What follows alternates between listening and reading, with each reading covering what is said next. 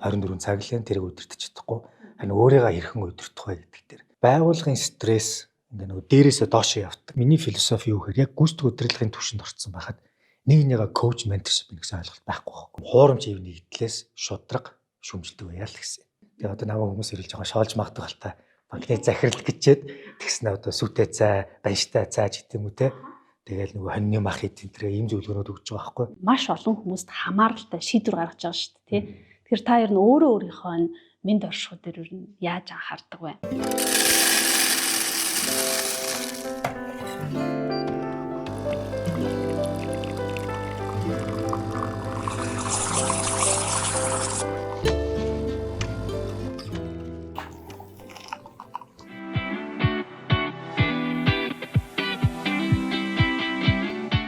За сайн байцгаана уу, манай Cappuccino Time подкастын маань дараагийн дугаар эхэлж байна. За өнөөдрийн манай хүндэт зочноор манай Хас банкны гүйцэтгэх захирал Цэвжа захирал ирсэн байна. Тэгэд ирсэн явдалд маш их баярлалаа.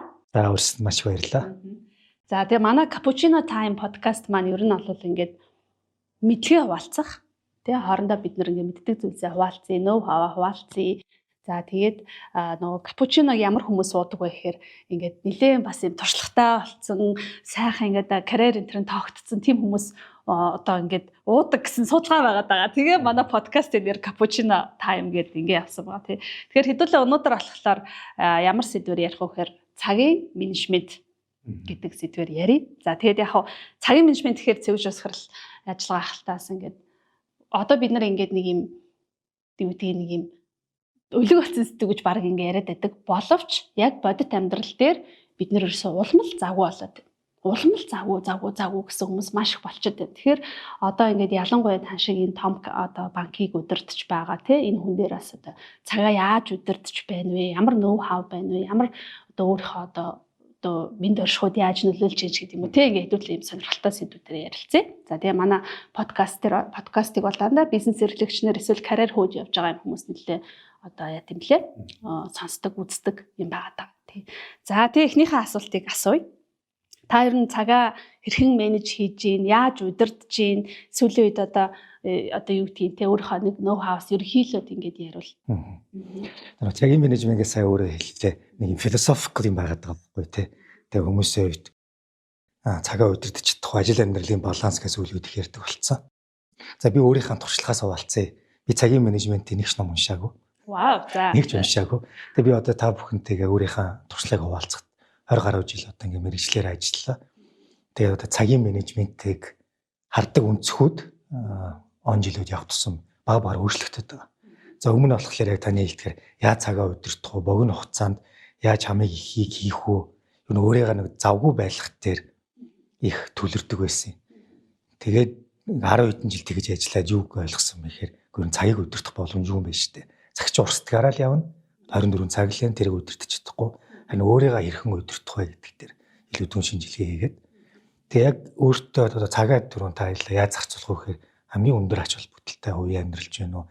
Ажлынхаа хамгийн өндөр эрмэлтэй ач холбогдсон зүйлүүд дээр анхаарлаа хандуулад тэр айл хурдан шуурхаа хийх дээр л анхаарлаа хандуул цагийн менежмент сайжрна гэж бодоод байгаа.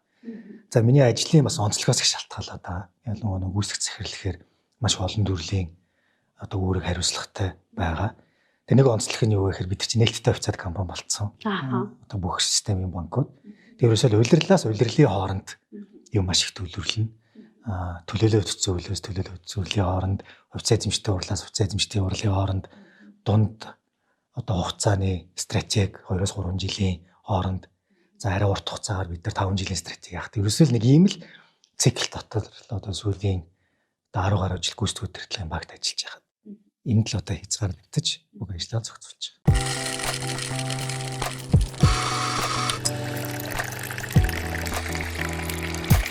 Cappuccino Time Don Pablotte. Тэгэхээр яг таны ингээ хэлж байгаа үнэлтэд бид нар одоо цаг урсдгаараа л урсан тий. Цаг ингээд 24-өөс илүү болохгүй тий. Тэгэхээр энэ дээр бас яг манай одоо дэлхийн түвшний менежер гэдэг одоо юм хичээл байгаа. Тэрэн дээр бас одоо манай Хас банк маань мөн л ялгаагүй манай одоо бас одоо суралцагч байгууллагуудын нэг тэгээ манай Ас банкны бас менежментийн түвшний хүмүүс манай энэ хөтөлбөрт ингээ хамрагдсан. Ер нь тэгээд энэ цагийн менежмент дээр ингээд манай хичээл дээр болохоор яаж нөхөр ингээд таны хэлдгээр айгуу сая ингээ эренбэл хичээл юунуудаа ажлуудаа ингээд үн цэнээр нь эренбэл гэдэг ингээ ярьж байгаа байхгүй. Тэгэхээр таны хувьд зүгээр одоо яг ажилдаа ер нь яаж одоо эренбэлж байна вэ? За наач нэг ажил амьдралын баланс гэдэг асуулттай төстэй асуудал байгаа даа. Тэгэхээр ажил амьдралын баланс гэхээр хүмүүс 50-50% гэж хөвчлээ ойлгоод идэгий. Яг баланс гэхээр тэнцвэртэй гэдэг утгаар нь. За би юу гэж боддог гэхээр тухайн үеэс л шалтгаалаад байгаа. Одоо тухайн жилээс шалтгаална, өөр юмас ажил амьдралын зорилт, амьдралын мөчлөгөөс их шалтгаална л да. Тэгэхээр заримдаа 90-10 ч үйж болно, 50-50 ч үйж болно, эсрэгээр 10-9 ч үйж болно. Тэгэхээр яг аль нь чухал вэ гэдэг дээр л одоо анхаарал хандуулна л гэсэн үг л. Тэгэхээр зарим сарууд дээр бол илүү уяхан амьдрал гэр бүлтэй анхаарал хандуулах үед байна те. Ажлын өндөр ачаалттай хэсэг байгаа. Тэгээ хүмүүс их хөвчлэн нэг ажил амьдралаа тусад нь болох гээд идэв штэ. Одоо ялангуяа ажил амьдралын баланс тань миний туршлагаас бол энэ хоёр хооронд нэг сашгүй хэсэг байгаа. Яг тэр бидний хийж байгаа ажил чинь бас бидний хувийн илэрхийлэл байдаг. Бас хэрхэн амьдрах уу, бас үн зүйлс маань ч гэсэн хувийн амьдралын зүйлүүд ажил дээр бас илэрхийлэгч яддаг болохоор энэ ерөөс тусгаарлаж авч болохгүй байна. Тэгэхээр тухайн нөхцлөөс шалтгаалал одоо эренбүү тогтоогдсон. Шинэ жилээр бол угаасаа л ажиллахгүй шүү дээ тий. Гэхдээ яг одоо хувьцаа эзэмшдэг хурал дээр бол яг ч аргагүй ажиллана. Тэгэхээр энийг би яаж төлөвлөдөг вэ гэхээр 18-24 сарын надад хувийн болон ажлын rolling plan буюу төлөвлөгөө би ингээм 18-24 сар төлөвлөж байна. Тэгээ мэддэг зүйлүүдээ ингээд шууд зоочдаг. Тэгээ би бас нэг заримдаа ангоо маягийн хэлдэг байхгүй ажлынхандаа. За манайхаа шинэ жил 12 сарын 30-нд болно шүү. Маркетинг ажлыг төлөвлөе. Цагаасаар болдгоороо болно шүү. Одоо банкны хувьд бол нэг зээлийн сезон гэдэг чухал байдаг. Ялангуяа манай банк шиг жижиг дунд бизнес эрхлэгчд бол 3 сараас ихсэл эдийн засаг идэвхжиж эхэлдэг ч тийм. Тэгэл хүмүүс одоо зээлийн аваад санхүүжилттэй бэлдээл бараа материал үйлчлэгийн дээр идэвхждэг үе. За тэгээ наадмын үеэр нэг жоохон намжаад тэгээ 8 сараас 11 сар хүртэл идэвхждэг. Тэгээ нэг шинэ жилээр идэвхждэг юм уу. Энэ циклүүдийг бид угаасаа мэдчихэж байгаа юм чи энийг хэвлэх календар дээр зооч. Наадам болдгоор л болон 7 сар 11. За хувьцаа эзэмшдэг хурал бол болдгоор л 4 сарын 30-наас өмнө болох ёстой гэдэг юм. Мэдэх бүх зүйлүүдээ би зоочдөг байхгүй. Тэгээд л хүүхдийн төсөө өдрхэл бүхэн ойлгомжтой шүү дээ. Тэгээд эргэн тойронд бусад ажлуудаа төлөвлөхдөө завсартан тааруулаад явчихдаг гэсэн. Тэгээд би тэрийг 18-аас 24 сарын хугацаатай байнга шинжилээд яваад иддэг гэсэн. Тэгэл нэг үйлрэл дууслаа дараагийн үйлрэлийн ард нэмэл зоочдөг гэсэн. Тэгэхээр нөгөө ажлуудаа төлөвлөж болж байгаа байхгүй. Хүүхдийн хичээлийн жил эзэглэх амар ойлгомжтой тий. Тэгэл би хөвчлөө өдөртөө. Зөв. Тэгэхээр наа чи одоо яг ингээд жинхэнэ нөө хаа гарч ирж байна л да. Яагаад гэвэл одоо бид нар ингээд ажил амьдралын баланс гэдэг ингээд нэг дор хэмиг ингээд байлгах гадаас ингээд үзэгддэг тий. Тухайн хүн өдрийг яаж эхлүүлснээс тухайн өдрийн нөгөө гүйцэтгэл айгүйх ингээд нөлөөлдөг. Тэгэхээр өдрөө яаж эхлүүлж байгаа дээр анхаараарай. Энд чинь буцаа таны нөгөө гүйцэтгэл гэж зүйлтэй чинь уйлдж байгаа. Цагийн менежмент гэдэг зүйлтэй чинь уйлдж байгаа шүү гэж байгаа тийм. Тэгэнгүүт та одоо жишээ нь зүгээр өдрөө ер нь яаж эхлүүлдэг вэ? За өдөр чинь тэгэл хүн болгонтэй яг л адилхан өглөө босно. Сэрнэ. За хүмүүс яддаг штэ өглөөний хүн өглөөний биш хүн гэдэг. Би залуу байхдаа өглөөний биш хүн байсан. Тэгэл ажил дээр ирэнгүү за надаас 10 цагаас өмнө надад битгээрээ би тэгэл кофе өөрийнхөө ажил мэдлэг төлөвлөлөө гэж гэсэн. Одоо нас ахаад эхэлсэн чинь өөрөө ирэхгүй иртэж болж эхэлт юм арай ирт сэрж байгаа. Тэгэл яг л хүмүүсийг цаавандаа кофе уугаад надад бол тэгж бясалгал хийж эхэлдэг. Биеийн таймер хийж эхэлдэг. Тэгэл нэг 5 өглөөний 5 цагийн клуб энтер гэдэг тиймэрхүү би нэг трендүүдийг их дагадгүй. Тэгэл яг л жирийн хүмүүс өглөө босно. Ажлаа бол би сайн нөгөө өмнө бид нар арай жоохон том зургаар нь ярьчлаа шүү 18 сар гэдэг. Тэрийгээ би ойрын хугацаанд яаж болгодог гэхээр 5 өдөр ч юм уу хагас өдөр сууж агаад дараагийнхаа 1-ээс 2-7 хоногийг календар дээр зоочдөг байхгүй. Тэгэхээр нөгөө to do list биш. Бүр календар дээр тэд өдөр тэдээс тэдэн цагийн хооронд гээд Outlook дээр блоклчдөг. Энийг хийнэ гэдэг. Тэгэл өглөө босохоос өмнө өнөө маргааштай юу гэхтэй гэж мэдээд тэгээд тэрнийхээ дагуу явна гэсэн. За нэг бас нэг цагийн менежменттэй холбоотой төвжирлэх. Тэгээд би ажил дээр хэдэн цагт очих заримдаа мэддэгддэг. Заримдаа цаг болно, заримдаа 30 минут болно. Зарим үед бүр 2 цаг хүртэл машинаар явдаг болохоор би хамгийн дэвт зам нь олцсон. Тэгэхээр машина нэг газар нэг бол байршуулцдаг. Жолоочиг үрээд ирээ өөрчдөг. Тэгээ бид тэр хүртэл налхаад тэндээс машинаар авахлаар арай хурдан байдаг. Зарим одоо өрөнд уйлан цаг ирсэн болохоор би алхацдаг. Алхахаар бүр яг мэднэ. Тэдэн километр алхах нь тэдэн минут болно. Үйл арай хурдан алхах нь 100 арай удаан алхах нь. Тэгтээ бүх юм төлөвлөгөөт болчихдог. Тэгээд давхар нэг биеийн тамир хийгээд тэгэхээр ер нь бол аль болох өглөөдөө алхахыг хичээдэг, оройдоо бас алхахыг хичээдэг. Тэр миний өглөө тэгж өнгөрч байгаа. Тэгээд өглөө ажил дээр ирээл сайхан кофегаа уугаал календараа харж байгаа. Тэгэл ажиллах орно. Одоо та хэлж штэ би ийм тренд энэ төр дагдгүй гэл тий. Одоо юу яаж юм. Тэгэхээр энэ дээр яг одоо ингээд ковидын дараа ялангуяа ингээд нэг юм well being тий. Мэнд оршихуй гэдэг нэг юм зүйл бас одоо чухал гэдэг нь бид нэр ойлгочлаа тий. Сэтгэл зүйн эрүүл мэндтэй байх хэрэгтэй юм байна. Бие бэлтрийн хувьд эрүүл байх хэрэгтэй юм байна гэдгийг явж байгаа. Тэгэхээр та одоо бас энэ маш олон хүмүүст хамааралтай шийдвэр гаргаж байгаа шүү дээ тий. Тэгэхээр та ер нь өөрөө өөрийнхөө мэнд оршихуй дээр ер нь яаж анхаардаг вэ? Тэр бас нөө хаваа хаваалцвал. За well being чинь тэгэл дахиад нэг хэдэн эмчнэр хэлдэг стандарт өгнөд байдаг шүү дээ. Одоо тэрийг бүгдийг дагах хэрэгтэй. Чад дээрээ л дагж байгаа. За эхнийх нь болохоор нойр сойтой байх хэрэгтэй гэж байгаа. За тэр бол тэгэл тухайн үеэс шалтгаалаад сайн ч нойртой мууж нойртой гэдэгт аль болох сайн унтахыг хичээнэ. Боломж гарвал тэгэл одоо нэг амралтын өдрүүдэд nap буюу дуг хийхийг бол хийн. За эрүүл бол аль болох эрүүл хоол идэж бай гэдгийг бол даагна. Тэгээ бас нэг жоохон тренд эсрэг гэж магадгүй. Жоохон уламжлалт маягийн хоолны дэглэм сая өвлөөс хойш барьж оролцсон. Тэгээ уламжлалт имлэгээр одоо яваад тэгээ зөвлөгөө авах гэсэн. Тэгээ хоол ундны зөвлөгөө өгчлээ. Тэгээ Монгол хүний организм жоохон өөр эдэг юм аа чинь иймэрхүү төрлийн хоол идэд үзээчээгээд тэгээ идэж үзслээ. Үнэхээр үний биед үнэхээр ачаалалтай 27 өдрийн дотор үнэхээр эерэг өөрчлөлтүүд авчирд юм байна. Тэгээ одоо намайг хүмүүс ирэлж байгаа шоолж магадгүй хальтаа банкны захирал гэчээд тэгснэ одоо сүтэ цай, банштай цай ч гэдэм үү те. Тэгээл нөгөө хоньны мах эд энэ ийм зөвлөгөөнүүд өгч байгаа байхгүй. Тэгээ өрөнд дулаан үед бол илүү цагаан идэгээ дээрээ өглөө жишээ нь зүр өрөмтэй талах идэ гарчдаг. Эсвэл нөгөө 13 ил сайхан шар тостой зураал тэр нь тийм их биш 3 4 хүн юм бондгор. Тэгээл хоёрыг идчихэл хоёрын кармал авчдаг ч юм уу. Тэгээд ирэхээр хүний тэр энерги балансууд ингээд тэнцвэрчиж байгаа. Тэгээ би зүгээр дотроо юу гэж утсан юм гэхээр за яг тодорхой хэмжээний уламж соёлын юм байгаа бах. Дэрийн саяны эдсэн хоолууд ч өөрөө нэг органик буюу боловсруулагдаагүй хоол болохоос миний бие нарай сайн тижилтэй юм болов. Гурав дахь нь бол шууд сэтгэл зүйн юм болов гэж утсан. Шууд сэтгэл зүгээрээ дагаал нэрээ тийм байж тэгэл дээр нь хийж итгэж ихсэн амархан те. Одоо нэг өмнөдийг шарж ингэж after breakfast бэлтжижснээс зүгээр 13 лиг сүтээ шар тостой зүгийн балтай зурхтаа ерөөс 20 минут л ажиллах байхгүй. Өрөмтэй талах өрөм бэлэн байдлаа гаргалаа хазаал идлээ байх жишээтэй. Тэгэхээр нэг тиймэрхүү well being буюу одоо хүнс юм дээр нэг тийм баланстай гаргаад жоохон алхах чинь. Тэгээ сүүлийн нөгөө цагийн менежмент гэдэг байгаа жим явахарч амар их цаг гарна те. Хувцас аавн орно, хувцас золино гэсэн орно. Тэнгүүд нь би өрөөний зам болонд ойр зүрийн нөгөө weightlifting хэрэгслүүд болондоо хийцэн байхгүй. Тэгээ өнгөд Netflix-ийн шоу үзэнгээ докюментари үзэнгээл тасгал хийчихдээ. Гэх мэтчлэн юм цагийн менежмент хийгээл дуршаал байгаа. Nice. Одоо яг ингээл манай ер нь Cappuccino Time podcast-ны одоо хэрэг гарч байгаа байхгүй. Тэгэхээр яаж нэхэр бид нар угаасаа ингээд нөө жижиг өөрчлөлт том нөлөөллийг бий болгодог.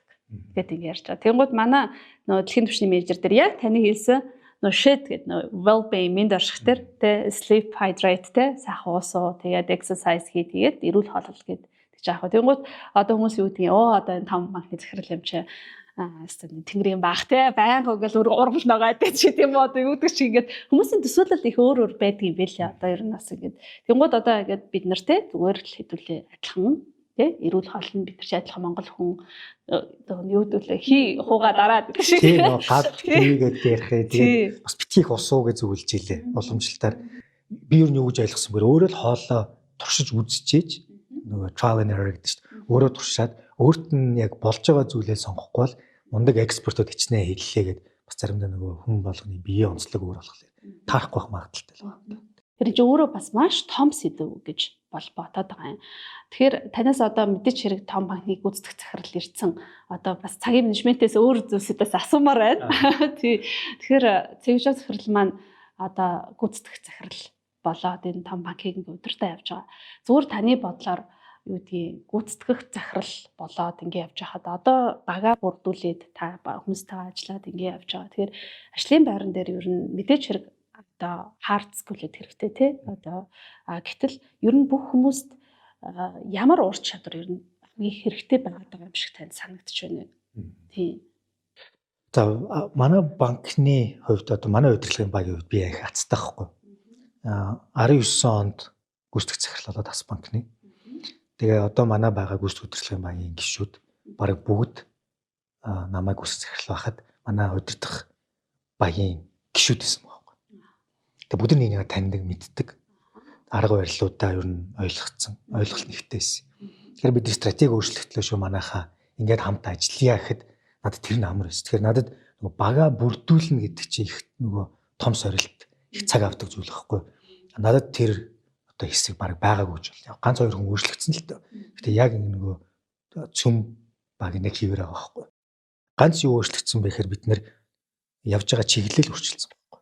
За ингэж явна шүү. Чиглэлээ өөрчлөөд тэр хэдхэн зүйлийг бид нар тохирсон. За ингээд бид нар шинэ баг ингээд томилогдлоо. Тэгээ баг гэдэг чинь зөвхөн гүйцэтгэх захирал ш. Бид нар дандаа багаараа шийдвэр гаргаж гүйцэтгэх удирдлагын орооны одоо гишүүд буюу хамгийн том захирлууд байна. Тэгэхээр нэг хэдүүлээ юм нэр хэдүүлээ санал нэг байна шүү. Тэр нь юу гэхээр юм хуурамч ив нэгдлээс шудраг шүмжилдэг байяа л гэсэн. Тэг хамгаалал мэрэгжлийн байна. Ямар ч хувийн одоо хоорондын аашцсан яг ажлынхаа төлөө бүх юмаа шууд хэлнэ шүү. Харин хурлын дараа гараад ард юм ярихгүй. Яг хурлынхаа өрөөнд дотор байгаа бүх юмаа хэлээд тэгээ хэдүүлээ тийм хуурамч ив нэгдэл гэдэг тийм ойлголт байхгүй шүү. Тэр хамгийн ихнийх байсан. Хоёр дахь болохоор би бол та нарт итгэж байгаа. Би бол микро менеж хийхгүй. Та нар бүгдээрээ мэрэгжлийн хүмүүс. Тэгээ одоо юунаас жоохон өөр сонсогдож магадгүй mentorship coaching гэж ярьдаг шүү дээ одоо. Тэр хүмүүсээ mentorship coach хийх хэрэгтэй гэдэг. Би юу миний философи юу гэхээр яг гүйцэтгэх удирдлагын түвшинд орцсон байхад нэг нэгэ coach mentorship гэсэн ойлголт байхгүй байхгүй. Яг энэ чинь хамгийн өндөр түвшний одоо тоглолт хийж ийн гэсэн үг шүү дээ. Хамгийн одоо тухайн байгууллагын хамгийн ур чадвартай мундаг хүмүүс байна гэсэн. Тэгэхээр нэг нэгэ coach mentor хийнэ гэдэг бол би гүйцэтгэх удирдлагын багт байх ёстой зүйл гэж бодохгүй байна. Оронд нь санаагаа хуваалцдаг. Нийгэмд зөвлөмж өгдөг. Энэ нь илүү өгөөжтэй. Тэгэхгүй чиний арга барил чинь таарахгүй байна. Чиний ингээд үзээч ихлээр тийм өндөр албан тушаалтай захирлууд хийж бас нэг нэгээ үл хүндэтгсэн юм шиг надад санагдаад байгаа байхгүй. Тэгээ дунджаар бол одоо манай гүйцэтгэх удирдлагын баг зөвхөн Ас банкнд 15 жил, 16 жил ажилласан дунджаар. Зарим бүр 20 хэдэн жил ажилласан юм туршлагатай захирлууд байгаа байхгүй. Тэгэхээр чиний арга барил чинь болохгүй байна гэж хэлэх чинь өөрөө зохимжгүй. Тэгэхээр бидний одоо гол төлөвлөгөө ярианы юу гэхээр за хэдүүл яаж ажиллаа уйлд болох вэ? Бид нар яаж туслах уу, дэмжих үү? Ямар ботлнек байвал зарим нэг хайн хаглах асуудал үүдэж тэр хайныг хаглая гэдэг цагчмаар явдаг. Тэр бол mentorship coaching юм байхгүй. Тэгэхээр итгэл их чухал болчихдог. Тэгээ бас нэг цагийн менежмент дээр одоо би юуг бас их сайн ойлгосон бэ гэхээр цагаа удирдах нэг зөвхөн миний цагийн асуудал биш. Иргэн дорны хүмүүсийн цагийн асуудал болчиход байгаа. Тэгэхээр би микро менеж хийгээд байвал өөрийнхөө одоо хамтарч ажиллаж байгаа багийнхаа хүмүүсийг хэрэггүй ажлын цаг нэмээд байгаа байхгүй. Тэгэхээр би юус микро менеж хийдэг. Зөвлөддөг. Үнэхээр одоо нэг муу ажилтдаг нэг хүмүүс байдаг шүү дээ. Statistically speaking 10 хүн байхад нэг нь ч юм уу нэг үе үе тийм асуудал гарах юм бол тэр үед микро менеж хийдэг. Ер нь бол миний арга барил би микро менеж хийхээс оролддог. Туршлагатай хүмүүсээр бага бүрдүүлээл. Тийм туршлагатай хүмүүс өөрсдөө мэрэгжлийн ажиллаа хий. Хуурамч юм наримдал үүсгэхгүйгээр ил тод одоо би биндээ ажлын шугамар тий фидбек өгөөд шүмжлээд ярилцаад өрөөнөөс гаргалаараа найзууд стил коллег тий чи миний ажил дээр ингэж комент өглөө ийм буруу фидбек өгсөн юм чи хоёлаа дайсан байсан гэхгүйгээр тий өөр бас нэг юм чухал юу концепт байгаад байгаа юм л да санаа. Тэр нь юу гэхээр бид нэг багаараа шийдвэр гаргаж байгаа. За гүйцэтгэх захирал зөвхөн санал одоо зүрх үед л хайн хагалж байгаа байхгүй. Тэгээ хөвчлэн ингээ багаараа аль болох консенсус буюу бүгднгийнх нь одоо buy-in гэдэг шүү дээ. Бүгднгийнх нь одоо хүсэл эрмэлзлийг авах гэж оролдож байгаа. За тэгэл амьдрал янз бүрийн сэдв гарах юм чинь зарим нэг нь дэмжихгүй байж болно тий. Тэр бол окей асуудалгүй гарчсан систем л нэг хэсэг. Гэхдээ багийн шийдвэр гарцсан бол би энэ шийдвэрийг дэмжээгөө мэд чинь би хийхгүй гэдэг бид хүлэн зөвшөөрөхгүй гэж байгаа байхгүй. Ажил хаашаа үгүй уучлаарай санал зурж болно. Гэхдээ багийн шийдвэр гарсан. Банкны харилцагчдын ажилчдын ашиглалтын юм чинь хэдүүлээ санал зурсан ч гэсэн энийхэн төлөө бүгдээрээ бүх зүйлсээ зарцуулна гэдэг. Тэгээ манай багийнхан бүгдээрээ яг тийм философитой чармаад дэмжээгүйсэн ч гэсэн хамаагүй. За тийм ээ. Банкныхаа төлөө, харилцагчдын төлөө нэгийг зорно. Маш зөв. Тэгэхгүй болохоор нөө би энэ анханасаа би энэ санаа миний санаа байгаагүй юм чинь би угаасаа ингээд баг буруу гэдгийг нотно гэдэг тийм. Заримдаа тийм тохиолдолд тийм бас одоо хүн юм чинь тийм зүйл айгүйх гарч байгаа. Маш сонирхолтой. Тэгэхээр таас яг ингээ хэллээ л дээ одоо нөгөө энэ цагийн менежмент гэдэг чинь ганцхан миний цаг биш ээ. Бусад хүмүүсийн ч гэсэн ингээ цаг байгаад байгааг ярьж байгаа. Тэгэхээр одоо манад ингээд хичээл ороод ингээ явж байхад бас одоо хүмүүсийн хамгийн сэтгэл дундуур байдаг нэг зүйл нь хурлын менежмент гэж нэг зүйл байгаа. Яагаад гэвэл хурал чинь маш олон хүмүүсийн цагийг үрдэг зүйл. Тэ? Тэгэхээр тань дээр одоо хурлын менежментээ ер нь яаж хийдэг вэ? Таны хувьд тий Хас банкны хувьд ер нь ямар соёл байна уу?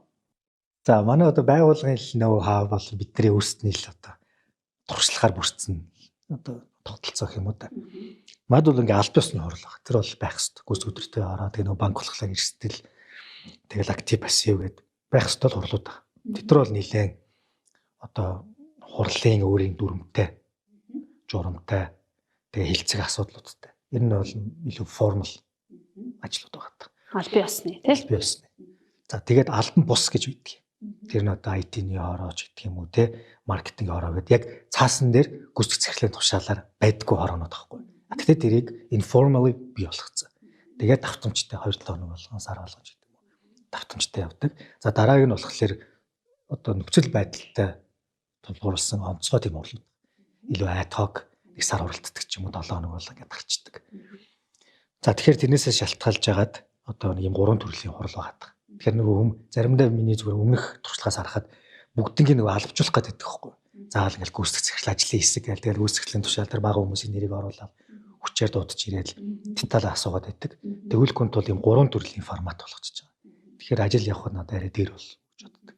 За албан ёсны хурлууд бол илүү шийдвэр гаргах зорилттой. Албан бус нь дандаа ажлаа уялдуулад ажлыг хурдан дуусгах төр анхаарлаа хандуулдаг юм арга барил. За цаг хугацааг хурдан удаан дуусгах нь бол тэнд бичигдсэн зүйл байхгүй. Цэвэр мэдрэмж. Зарим үед одоо юу гэдгийг хүмүүс нэг жоохон бохимдолтой байгаад ч гэдэг юм уу ярмаар бол би тасалтгүй. Яриулаад ярьчлаг. Сумжирсан ч яадаг. Хамуугаал нь тэр хүмүүсийн ярих, илэрхийлэх боломжийг олгомоор байгаа. Хүмүүсийн ярмааргүй бол хурдан явчихна. Хэрвээ дэндүү хадуураа тавиул нөгөө хурал даргалж байгаа захирлууд хурлаад татчихна. Тэгээ манай нөгөө хурлууд бүгдийн гүйцэх захирал өдөртөхгүй л сахи барьсан захирал чинь актив пассив хоороо гэдэг илүү мэрэгжлийн чиг үүргүүдийг бас өөрснөө өдөртөө авчихдээ. Тэгэхээр хурлуудаас ингэж ангилдаг нь сонирхолтой юм байна тий. Албан болбон, албан бус, тогтмол гэл тий. Тэгэл илүү нэг уялдаан дээр л анхаарал гадаг. Ааха. Зөв окей. Сонирхолтой юм байна. Яа тэгэхээр хурал дээр өстой хүмүүс маш их яадаг юм бэл. Цагийн менежмент ярихаар л ёо өстой хурлууд гарч ирэл ингээл хурлаас хурлын хооронд явсаар байгаа цаасны ажил хойшлцдаг ч гэдэг юм уу тий. Тийм зүйл маш их ер нь ажиглагддаг юм билээ л тий. Би таны яриаг нэг сонсчихсан. Одоо ер нь генерашнууд одоо үе хоорондын өөрчлөлтүүд маш өөрчлөгдөж байна. Банк бас нэлээд залуу болж байгаа хаа ажилчид тий. Ер нь л угаасаа залуу байсан. Угаасаа залуу байсан. Тий. Ааха. Одоо Монголын хүн амын дундаж нас 28 гэлөө 29 авцаа гэсэн шүү дээ. 27 гэлөө 28 тэр авцаа гэсэн. За манай банкны дундаж нас бас нэг 27-8 байж байгаа. Одоо жоохон ахаад 30 авцаа байгаа. Ааха. Гэтэл тэгэхээр их залуу. Тэгэхээр бидний одоо түгээмэл ярьдаг 3 generation байгаа шүү дээ. Gen Z, millennials, тэгээд Gen X, тэгээд boomers. Тэгтээ сүүлийн boomers-ийг Gen X-тэй хамтруулж чадбайгаа. Тэгээд ингээд дундчлах юм бол ер нь ойролцоогоор яг 33 л хэлээ. Одоо яг өнөөдрийн байдлаа манай банк тэр гуруулаа яг ижил тэнцвэртэй. Сайн баланстай тий. Баланстай гэсэн үг. Тэгэхээр гүйц удирдлагч гэдэг юм уу албан тушаал нахих тусам арай нөгөө Gen X руугаа явчаад дунд одоо төвшний гэдэг юм уу эсвэл халах мэрэгчлэлтэнгүүд нь millennials дээр тэгээ шинээр ажилд орж байгаанууд нь юу нэрээ нөгөө Gen Z дээр байна. 3 үеийн хүмүүстэй та ажиллаж штэ тий. Тэдгэр хүмүүсийг удирдах чинь менеж хийж чинь. Тэгэхээр таны ер нь ажиглалт ямар байна? Ямар сонирхолтой бас нэг ажиглалт хийсэн гэ та ярьж байсан штэ. Тий. Тэр сонирхолтой юм яасан. Бид нар ингээл ярихлаар өнөө generation-ийн ялгаа их байна гэл. Тэгээ нэг ажил ингээл явахгүй байна гэл нэг заримдаа нэг бодол нэг үсдэг штэ ажил явахгүй. Тэр үед тийж ярьдаггүй байна. Үеийн юу таарахгүй байна. Тэгээ ихэвчлэн уламжлалтаар яах юм бол Ахмад үеийн залуу үеэр ойлгохгүй юм шиг санагдаад байгаа. Тэгээ vice versa. Тэгээд ботгож гисэн би ч гэсэн залуу байхад л ингээл дээдлийн үеийнхаа энэ залуучуудын юм тийм бидний үед ийм байсан гэдэг чинь хамгийн бидний түгээмэл сонсдог одоо шүүмжлэл гэх юм уу. За ихэвчлэн шүүмжил тал руугаа л идэг шүү дээ.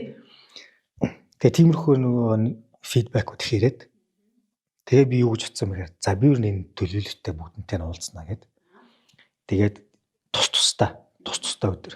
Тэгээд энэ дээрээ за би Gen-Z-ийн төлөвлөлттэй уулзнаа. Тэгээд 2 цаг өдрийн хоол идэнгээ уулзалт өрөөд уулзна. Тэгээд юу бол юуны тухай ярина гэд. Тэгээд Gen-Z-гээ 1 7 хоногт, дараагийнхт нь Millennials, дараагийн 7 хоногт нь Gen X Boomers гэдэг 3 хатсан байхгүй.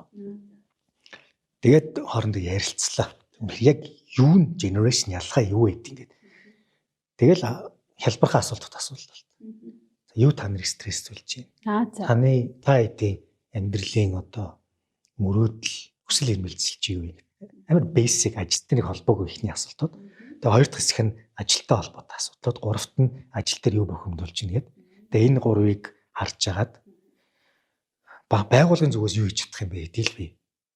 Тэгэхээр бараг зүгээр фокус групп уулзалтууд хийгээд фокус групп тэг хүмүүсийн яриагаар биш. Тэг яг ингээд юу тусцсан суулгаж байгаа. Мэдрэмж авах гэдэг. Тэг би өөрөө нэг хэдэн асуултууд сараачаад нэг 10 гаруй асуулт сараачаад. Тэг өөрөө одоо модератор хийгээд. Яг одоо та подкаст хийж байгаа шиг би яг хөтлөгч хийгээд тэгээ залуучуудын саналуудыг аваад явцсан байхгүй. Тэгээ тэндээс юу анзаарчихсан бэ гэж гуруулаа яг л адилхан хүн болсон хань бүгднгийнх нь хүсэл эрмэлзэл яг адилхан. Үсэд ивчмээр байна, эмийг их сурмаар байна. Миний хийж байгаа ажил impactful буюу эерэг нөлөөтэй байх хэрэгтэй байна. Гэр бүлтэй цаг зарцуулмаар байна, тий. Санхүүгийн эрх чөлөөнд хүрмээр байна. Албан тушаал ахмаар байна. Гадуур аялж, нүд тайлмаар байна. Өөр шинэ юмнууд сурч үзмээр байна, тий. Хоббиж байна уу, ажиллаж байна уу гэдэг тим итийн санаанууд бүгд тэр яг адилхан. Бүх generation тэр. Тэгээ би юу гэж ойлгох вэ? За бид нар ямар ч сан generation wise тэнд ялгаа байхгүй хүмүүс хэлээд байгаа. Бүгдийнх нь хүсэл эрмэлзэл адилхан юм байна. За тэгвэл generation өөрөө юу гэдэг би асуулаа. Та нар юу стресстүүлж байна гэдэг. За. Тэгээ би нэг ажил дээр стресс байна уу? Өөр газар стресс байна уу гэдэг нь би тодорхойлох гээд байхгүй. Бид нар ажил дээр ирэхдээ стресстэй зэрж байна гэдэг. Ааха.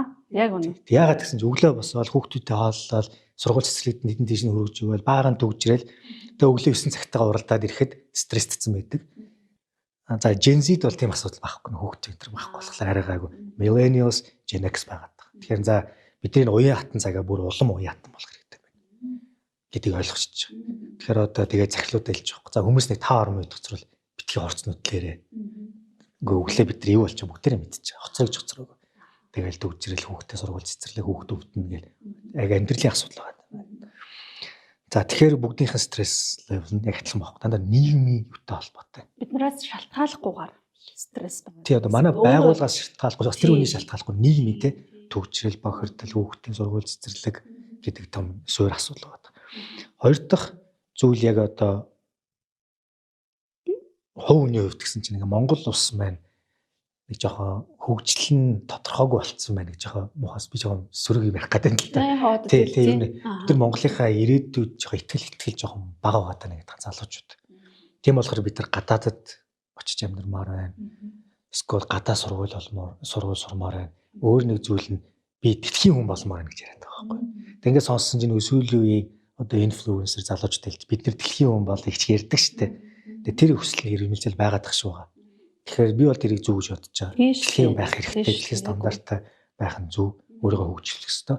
Тэрнээсээ болоод стресстэй байгаа байхгүй. Би дэлхийн хүн болж чадахгүй байна. Дэлхийн хүн байна гэхээр бид нар маш цөөхөн хэдэн хүмүүсийг рол модел болгочоод тэгээд тэндээ үрж чадахгүй байхаар залуучуудаас нь жоохон бохимддаг хүмүүс стресстэй асуудал байхдах шүү. За Gen X-ийн бол хүүхдүүдийнхээ ихтгэл найдвар хүүхдтэйгээ яаж дэлхийн хүн болох вэ гэдэг талаар ингээд бодоод өөрснийгаа нэг ботгоо болцсон байгаа. Тэгсэн мөртлөө хэмнэлтэй байгаа байхгүй 40 идэх настай Gen X-үүд амьдралынхаа хувь заяатай эвлэрнэх л надад амар депресс санагддаг байхгүй. Үгүй шүү дээ. 60 70 хүрсэн ч гэсэн улам илүү тэмүүлэх боломжтой л гэж боддог. Тэгэхээр хүн яагаад заавал ингэж өөрийгөө хязгаарлах ёстой тий. Тэгэл бид нар чинь нас ахихаараа намтай байгаад креативитиг хайждаг ч юм тийм биш чөлөөтэй байх ёстой мэн гэдгийг би анзаараад байна. Монгол нөгөө ахаа ихчээ гэж ярьдаг байхгүй. Ажил дээр тэгээ миний дөө гэдэг. Тэгэхэд яг ажлын байран дээр чинь бүгд мэрэгжлийн хүмүүс байхгүй. Professionals сургуулаа төгсөөд ирсэн ажилд орсон. Бас банкны ажилтаа хассан. Одоо бид нар хасчууд гэдэг. Хасчууд бол хасчууд. Энэ generation-ийн ялгаа гэж байхгүй. Тэгэхээр бүгдээрээ адилхан мэрэгжилтэн гэдгээр нь хандахгүй. Ахаа ихчээ гэхлээр зарим нөгөө залуу хүмүүст яг нэг мэрэгжлийн түвшин биш нэг дээрээс доош харьцаж байгаа юм шиг тийм мэдэм төрдийн шон залуу хүмүүс. Тэгээ би одоо хэлээд байгаа багийнханда. За одоо хэдүүлээ ахаа ихчээ. Тэг хүүхдүүд үүдээ юм ашиглахгүй шүү. Яг л мэрэгжлийн түвшин. За захирал албан тушаалын хэлбэл хэл. А тэгтээ ахаа ихчээ гэдэг юу харилцаагаар яагаад хэрэггүй. Тэгээ зарим нь натуралны ахаа 40 эдтэй хүмүүсийн хүүхдүүд нь 20 эдтэй ахаар чинь яг өөрийнх нь хүүхд чинь харагдаад байдаг байх л та. Тэгээ тусалж чаддаггүй те. Тэрэндээ тэгэл ахаа ихч гэдэг. Би нэг болиулыг гэж оролдоод байгаа одоо.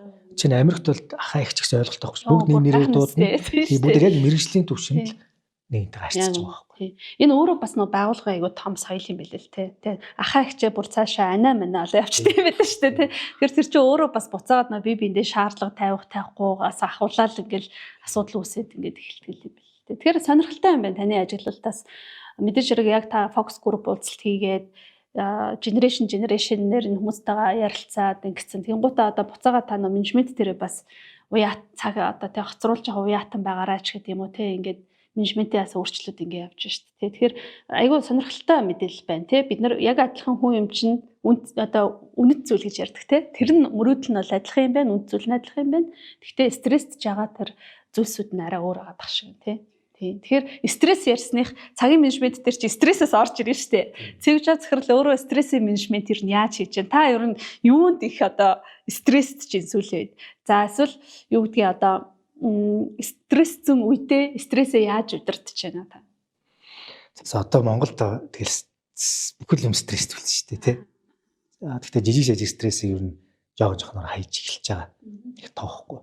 Гэтэ яг ч ярихгүй тэгэл агаар юм бохирдол одоо нашлын сезон энэ ч юм бол хүний үнэхээр хэцүү байдалд оруулж байгаа байхгүй. Тэгээ миний хоолой ч гэсэн ингээд сүйдсэн байгаа. Миний хоолой юм сөнгөш байхгүй.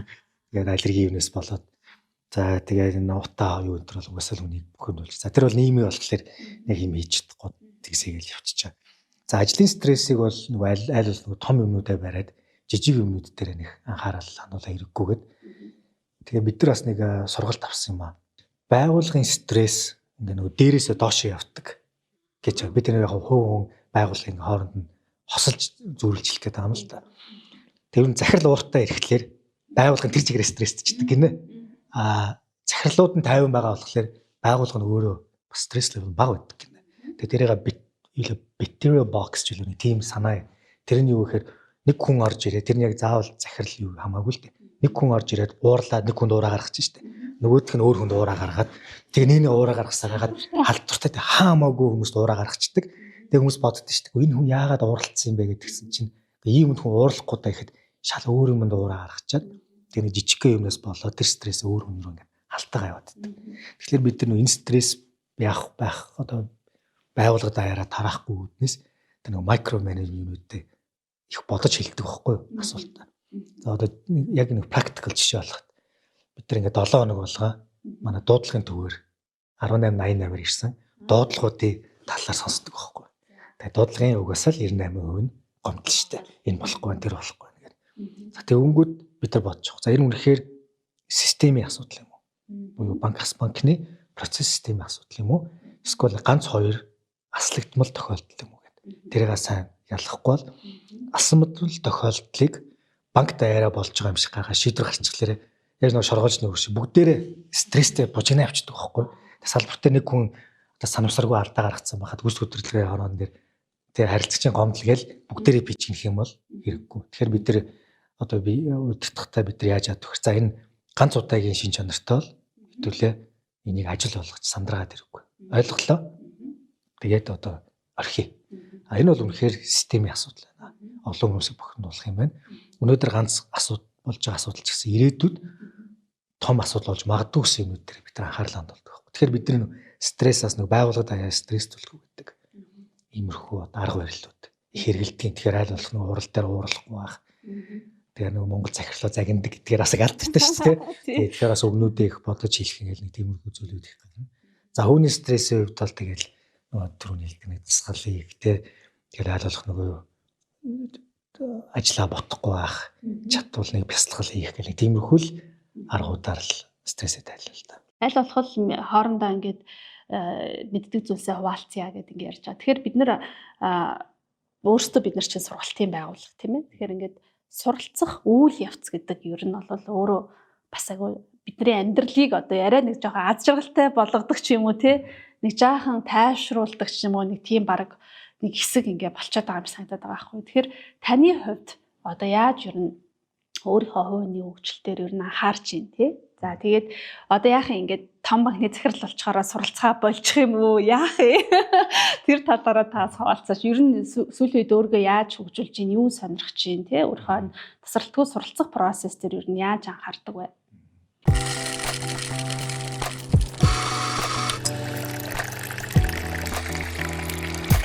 Cappuccino Time Don Pablotte. Нэг сонирхолтой зүйл хийж туршиж байгаа. Банкн доторх байгаа хүмүүст ингээ баг багаар нь уулзчих. Тэгээ би сая 4-7 хоногт маркетингийн брейнсторминг хийх үднэс багаан залуучуудтайгаа банкны залуучуудыг сонгоод хөвшлэн жинзи. Гэтэ өөрийнх нь хүсэлтээр за иймэрхүү юм хийх гэж байгаа та хэд маань хүсэлтээ өгөөрэй гэд хүсэлтээ өгөнгөт нь уулзчих. Тэндээс би өөрөө их юм сурч байгаа байхгүй. Тэгээ ер нь сүүлийн үед би юу анзаараад байна гэхээр бид нар ингээл big data, AI гэл нэг амар гоё ярих туртай шүү дээ. Тэнгүү яг тэрний гол суур ухтгоонууд нь бидний толгойн дотор яваад байгаа байхгүй. Тэрний юу гэхээр маш олон дата point бид ингээд цуглуулаад яваад байгаа шүү дээ. Тэгээ бид нэр туршлагатай болох тусам аль хооронд датанууд хооронд нь холбох вэ гэдгийг бид нар ажлынхаа юм амьдралын туршлагаар туршлага болоод байгаа байхгүй. Тэр нь туршлага гэж юу юм бэ гэсэн чинь тэр олон амьдралдаа бид нар үтсэн датануудаа уялдуулаад тэр уялдуулангуу тэр нь ямар нөлөөтэй нэгдэг л асуудал. Яг л нөгөө одоо яриад байгаа AI big data-гийн нэг хэсэг байгаа. Тэгэхээр би сүүлийн үед юунд их олж сурах гэж байгаа гэхээр хүмүүстэй юм яриад шин санаа брейнсторминг хийхлээр нэгнийхээ санаанаас үлдээд шин санаа гарч ирээд байгаа нь бас нэг сургах, шин юм сургах боломж дээрээс нэг юм сониуч байдал үүсгээд байгаа. Тэгээ шал санамсаргүй нэг юмд явж ирсэн аа. Их хэрэгтэй гой санаанууд гараад ирдэг байхгүй. Тэгэл нөгөө connected dots гэдэг чинь ингээл хитэн цэгүүдийг хорно. Тэгээ тийм нэг аргачлалуудаар л би өөрийгөө тус сургаж байгаа юм уу те хөгжүүлж байгаа. За ингээл янз бүрийн ном энтер бас үлд уншихаа болсон. Тэр зүгээр цагийн гарц ихнийг уншихлаар ойлгомжтой зүйлүүд байдаг. Тэгэхээр би ерөөсөө өөрийнхөө нэг туршлагаас яваал бусад хүмүүсийн туршлагаас суралцаа. Тэгээ тэн дээр нөгөө нас нь хамаагүй. Өөр одоо чиглэлийн хүнж байж болно те. Тэгээ би сүүлийн үед бас нэг бизнесийн одоо стратеги гэдэг юм уу шал өөр зах салбарыг үзэх туртай байхгүй. Тэгээ тэр салбарыг үзчихэд энэ салбарын амжилт нь банкны салбарт яаж орчуулагдаж болох вэ гэдээ орчуулж ийнх юм уу та. Бүр бүтээлчээр тэгэхээр индустрийн хооронд орчуулж үзэх гээд байгаа. Үзээд байгаа. Тэгээ энийг юун дээр банкны системээр яаж буух юм? Санхүүгийн үйлчлэгээр яаж бууж болох вэ? Эсвэл заримдаа ингээ кино үзчихэд энэ кино менежмент дээр яаж буух вэ гэл одоо хамгийн алдартай кинонуудын нэг Moneyball гэдэг бейсболын тухай кино. Гэхдээ бүр 11-2 оны кино ч тэр зөвхөн хийж магадгүй Brad Pitt болсон. Тэг яаж жижигхэн нөөц багтай багийг хамгийн мундаг өрсөлдөөнтэй байх вэ гэдэг ур чадвараа ашиглаж байгаа байхгүй. Жишээл өөр төрлөөртэй. Өнгөд би тэрийг үзэнгүүтээ тэмдэглэл хөтлөж байгаа байхгүй. За би энэ хүнээс энэ киноос юу сурч болоод банкнд хэрэгжүүлж болох вэ? Хувь хүний хувьд юу хэрэгжүүлж болох вэ? Тэгээ сүүлийн үед дандаа нэг analogy гэдэг штеп. Ийм зүйлийг амжилттайг өнөөдрийн ажил амьдралтай яаж болох вэ гэхээр ихээр сонирхолтой байхгүй. Зөвхөн ном унших шүү дээ. Ном уншихаар чи нэг унших хараа авчихдээ шүү дээ. Яг саяны шиг analogy буюу харьцуулахлаар илүү их нөгөө сониуч байгаа тах. Маш сонирхолтой байна. Тэгэхээр бид нар ингээд сонсох ингээд гоё юм. Одоо том банкны захирал хүртэл ингээд юу гэдэг те сониуч байх гэдэг чинь бидний баг насан турш байж ах хэвээр нэг тийм баг чадвар болчиход байгаа байхгүй юу. Тэгэхээр манай дээр нөгөө бүтээл цэцгэлгээний хичээл энэ төрөйг ордгийг. Тэрэн дээр ерөөсөө гол нь бид нар нөгөө тасралтгүй суралцаал те ингээд байгаад хамгийн чухал одоо хэрэгтэй зүйл нь сониуч байна. Тэ юмд сониучрах тэр зүйлээ битгий алдаарай. Тэгэл тэр алдах юм бол хэдүүлээ ер нь тэгэл дуусаал юм бэлээ л дээ те юу ч ингэ сониучрахаа болоод ингэ. Тэгэхээр одоо хэдүүлээ ингэ подкастаа өндөрлөе. Тэгээ яг маа цэвж зөвхлээс ингэ хэлж чинь те кино үзэхдээ хүртэл би эндээс юу сурч болох вэ? Багтаа юу хийж болох вэ? Байгууллагатаа ямар үндэс авчирч болох вэ гэдээ ингэ боддог гэж байна. Тэгээ юмыг маш гоё ингэ сониучрахад ингэ хараад явдсан байна манайхаа. Тэгэхээр эн чинь бас өөр айгуу тийм чухал ур чадруудыг таал маш их сайхан дурдж өглөө. Тэгээд урилга хүлээж аваад уулзсан ирээд ингээд сайхан өөрийнхөө менежментийн ноу хаваас хуваалцсанд танд маш их баярлалаа. За маш их баярлалаа. Тэгээ маш сонирхолтой яриа боллоо. Энэ баг миний анхны хоёр дахь подкаст ах шүү. Тийм үү. Анхны видео подкаст. За. Окей. Манайх чинь яг таргетад их сайхан хүмүүс үздэг юм аа. Тийм ээ. Бас та хэдийн ажил амжилт хүсье. За, баярлалаа. За